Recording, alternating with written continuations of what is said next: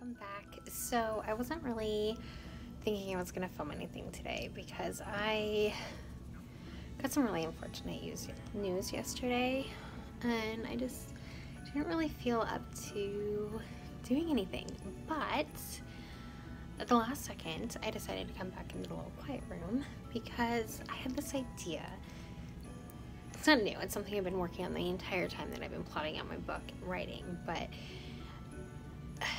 so, you know how they say good writers, that you're supposed to write what you know? Well, I obviously know nothing about living in a cult, but I've been basing my location, my setting around the place that I grew up, and the characters in my book are very loosely based on my best friends and the people that I know and love in my life. And I think that's such a fun little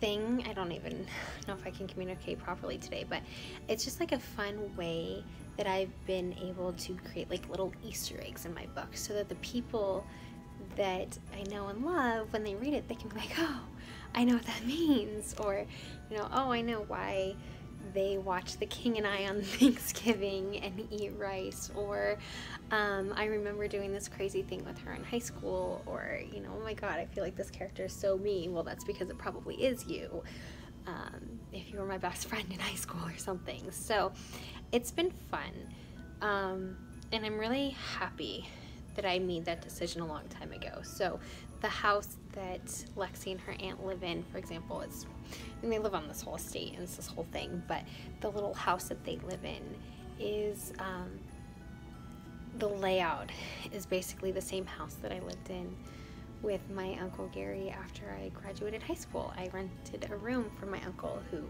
is no longer with us.